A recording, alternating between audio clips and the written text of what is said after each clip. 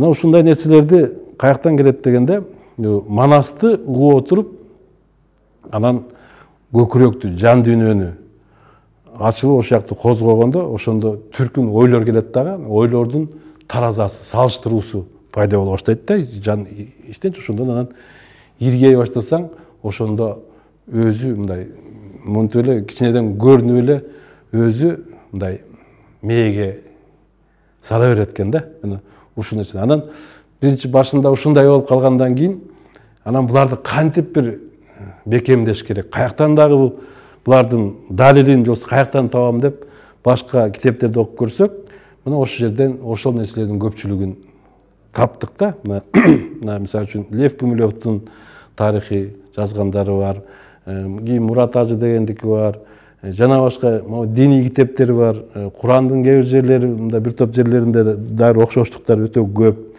Ошолор менен баары бир мындай далилденет экен да ушул нерселерчи. Анан ошондон мен бир терең эле, толук эле терең эле ишенимге келдим. Биздин кыргыздын тили, кыргыздын дили бул бардык дүйнөдөгү элдердин мынау сөзүнүн, жашоосунун, иретке келүүнүн башаты депчи, башаты деп. Мына ошондо жанагы Манаста дагы келгенде биринчи жаш бала болуп өсүп, антип мынтип анан кийин ак куланы дагы бул асмандан түшөт да, ошо анан бул тиги ошко барып, ошол жактан буудай айдап, анан ушу буудайдын данга анан ак куланы тай кезинде мындай алмаштырып алат да. Демек кичинекей кезде, демек ушу ошко деген опять жана фергана деген перикана деген сөз, перикана депчи. Анан ошол жерден анан ушул акка калыптан ошол жерден башталган нерсени багытын берет да. Анан Манастагы минген аттары менен бул ошол жерден адамзаттын ошол жерде кылып аткан ишинин, ошол доордогу кылып аткан ишин көргөзөт да, аттарычы. Мисалы үчүн Манастык ак кула ак иштерди гана жасайт да. Башка Коңурбайдыкы алгара, жалаң кара иштерди жасайт. Кара бул баягы түшүнбөгөн, көрүнбөгөн нерсе, бирок көпчүлүгү материальный мирге аракет кылат да, жарыктык байлыкка эле ошондой болот да. Ал эми Алмамбеттики сарала, сары, ак менен сарала, сары бул күн да, күндүн жарыгы деген. Мисалы, анан сыргактык болсо көк чебиш дейт. Бул көк бет баатыр болгон, көгөнүп эле бир неден кайтпайт да, кыргызда көк деп коет, ошону көкжал деп коет да. Мына ушундай да, ушундай болуп, мына ошо жана кара бөрк деген аялдын дагы ошо бул аялдары бул доорлор болот да. Кайсы доору? Ааламдын жерге түшкөн доору Манастагы аялдары менен берет. Манастын биринчи аялы кара бөрк болот. Кара бөрк жанагы биринчи жерде кара кишилердин жашоосу, адамдардын мынау аң сезиминин мындай тайкылыгы башындагычы. Вот кара деген ошо да, вот көп нерсе түшүнбөйт, бир азыркы тил менен айтканда, жана маймылдардан кийинки жана неандертальцы деп бирдеме деп коет да. Алар же адам менен, азыркы акылдуу адамдар менен тигиден ортосундагы бир ушундайлар тарыхый маалыматтар бар да. Мен ошондой деп түшүнөм да, вот мынау. Андан кийинки аялы Шоруктун кызы Акылай дейт. Шорук деген эмне? Атаан көрү шорду, мынау акылдын азабын тартат деп, мынау Достоевскийби бирөөлөрдө горе отума деп бирөө жазган, Достоевскийби же бирөөлөр.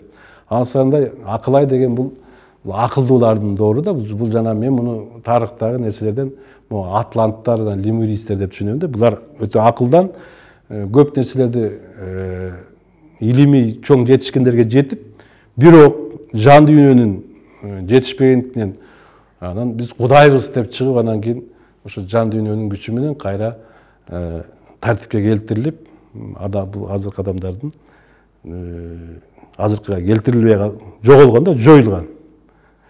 Бирок ошондо маалыматтар кээ бир жердин алдында, кайсы суунун алдында азыр кээ бир нерселер ачылып чыгып атат да, кандай жетишкендерге жеткендерин, космический башка нерселердин баары. Анан Каныкей деген бул азыркы цивилизациянын башаты, азыркы биздин азыркы биздин жашап аткан адамдар заттын башаты Каныкейден, себеби ошол мурунку кара күч, алам карасы менен акыл экөөнү бириктирип, манас деген ошо ан үн менен анан сан бул материянын экөөнүн биримдиги аркылуу ошо доордо ошону канга сиңирип, анан кандан ошону уютуп, анан ошондон анан жаралган ошо канекей деген кан, нук, ошону ийлөө дейт да, ошону иштетүү деген ошо канекей деген ошо аялдын доору ошол болот. Мына ошондо анан семетей деген уултар болот атпайбы? Семетей бул мына азыр ошондо мына азыр еврейлер ошондон семит эли деп, араб еврейлер семит эли деп ошондон келет дагы, могу материалдык дүйнөнүн башаты.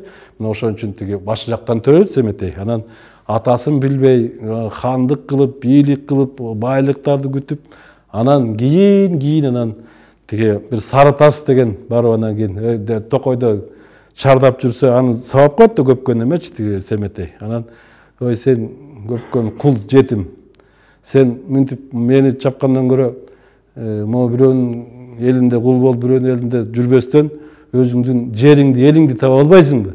Сенин жериң талас, элиң кыргыз, атаң манас деген анан канекейге барып анан айт десе айтпай, тиги бадыраак салса колдо мынтип анан ушундай деп анан ошентип анан тайторуну чаптырып, анан ушундай бир анан ошондо анан айтат да, анан ошондо тайтору деген бул тору ат дейт жоосу. Тайтору бул жанагы Тоорат деген китеп бар. Вот ошондо бул ушул жактан башталат да, бул кызыр колдогон эл деп коет. Кызыр ата деп. Бул эми дин жагына кетет, бирок негизи түбү ушундай да.